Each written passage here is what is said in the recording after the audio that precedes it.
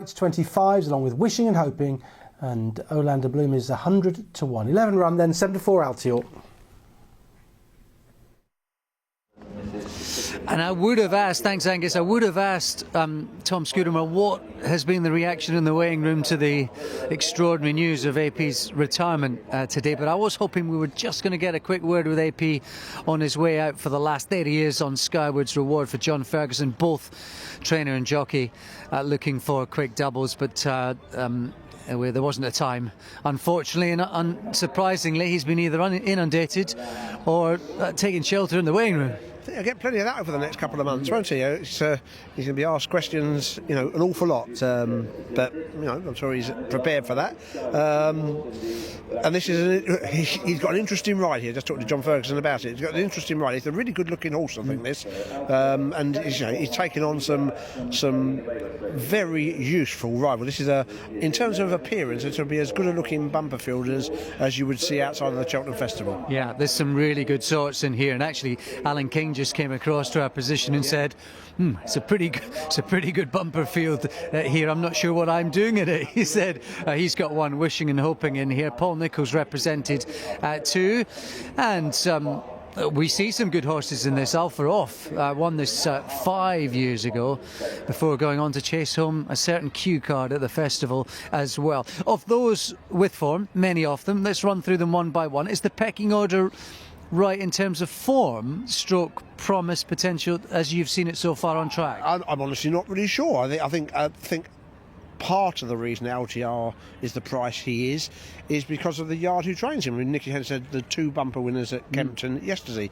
All we know about Altior is that he's highly regarded. He was 4 to 6 favourite on his debut, and he won in great fashion. He won by easily 14 lengths, I think it was. That was back in May. It was on good ground. I don't know about the conditions. I don't know why we haven't seen him since. Lots of things we don't know about him, but clearly the trainer's got plenty of opportunity, plenty of horses to guide him, and this is obviously a horse who's held in high regard. I don't know if he's good enough, quick enough, or what, but Present Man, who's 16 to 1's a terrific looking horse. He's in the top sort of 2 or 3 without a doubt. He's a really strong, tall, scopy type, and he justified favouritism to win at Wincanton in November. Again, how great that form is, I'm not sure. The horse who was second to him got beat further by Fortunate George next time out. That horse was a most impressive winner on his debut, but I'm going to say the same thing about so many of these horses. There's a lot of very impressive winners. Yeah, PGA chief Paul Struthers, a part of that, the George Inn Racing Syndicate, and they feel that they have got a talented horse here, Fortunate George. Any others quickly? Yeah, Barters Hill. That was got good form, nice looking type. Big engine. Yeah, absolutely, and done really well so far. Watcombe Heights, I thought, was a nice looker.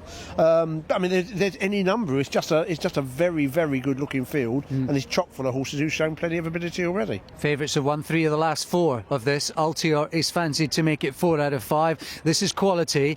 Have this on Sky Plus TiVo or DVD record, because it could just produce a good horse and some future winners. Our thanks on a most extraordinary and eventful day to your caller for the final time, Ian Bartlett. Thanks, Alex. We'll be a few seconds away. If anybody wants to have a last bet, they're just turning around to come in between the wings of one of these flights of hurdles, but they're still 100 yards from the start or so, and gradually making their way forward towards the starting tape. They're a good few yards away from it as yet. Altior back to near 13 to 8 near the off. 2 miles on the flat for this final event on the card. And now getting slowly but surely closer to the starting tapes. Start at the 2 furlong marker, round to the winning post and complete 1 circuit.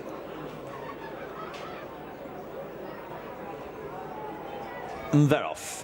A race away then with the white and blue jacket of Barters Hill, the first to begin for this Reed Paul Nicholls exclusively on Betfair bumper. Shows in front, any number of them taking a strong hold on what is a slow gallop in the early part of the contest. The colour change final nudge, blue jacket, red sleeves, white stars, is just about in second place, and second favourite, Fortunate George in the yellow, is the far side of him, racing in third position. Then we have Buveur D'Air, who's nearest to the start. stands, mainly red colours. The white and red jacket of Duc de Champ is alongside this, and the far side of those is the greenish colours of A Present Man. Then comes the black of Skyward's Reward against the running rail. Widest on the course at the back is the very pale colours of Watcombe Heights, who pulls quite fiercely, and Barters Hill just jinks a little bit right-handed as they turn away to the far side.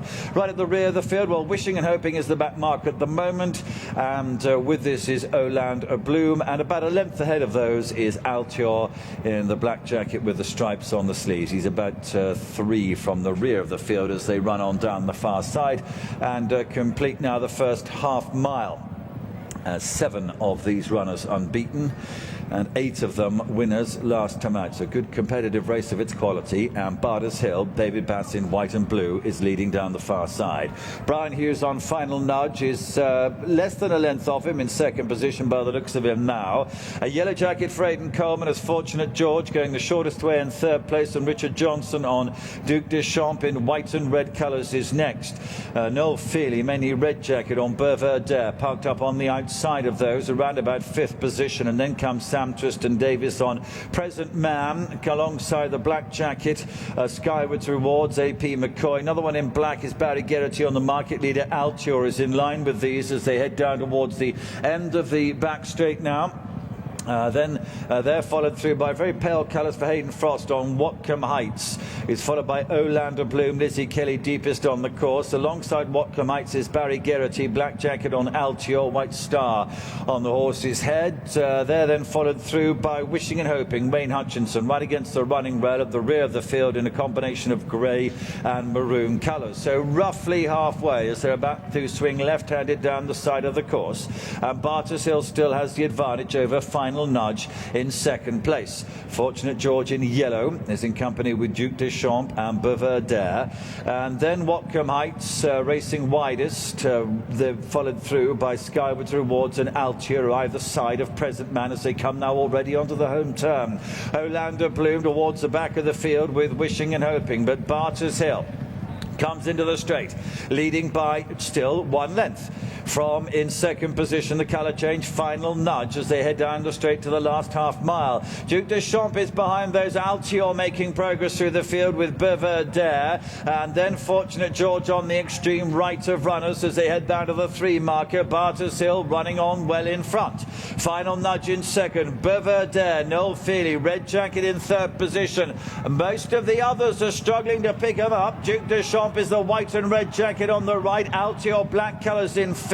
Wishing and Hoping is running on behind those, and then comes Olander Bloom, heading though down inside the last 2 furlongs, and Buveur D'Air on the right is chasing down Barters Hill in the white and blue jacket. Final Nudge is on the left. Altior's behind him in third position now running on, but Buveur D'Air, Noel Feely and the red has come through to join Barters Hill at the furlong pole. Barters Hill is fending him off though. David Bass on Barters Hill still in front by round about a neck. Buveur D'Air, Noel Feely getting very serious, and he can't get past Barters Hill, who remains unbeaten and makes most to win. Buveur D'Air second, Altior in third, and Final Nudge was fourth.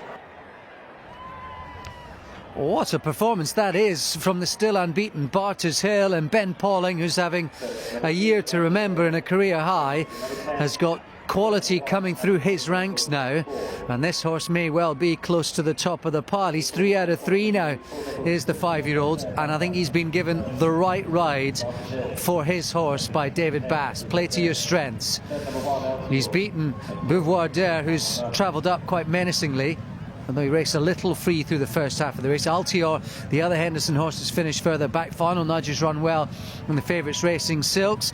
Just the sneaking feeling today, hurdles and bumper races, that it might pay to be prominent, but this is a horse who's rallied, responded, and has real qualities. Absolutely. I mean, he's got multiple winners in behind him, and he's got a tremendous attitude. He looks.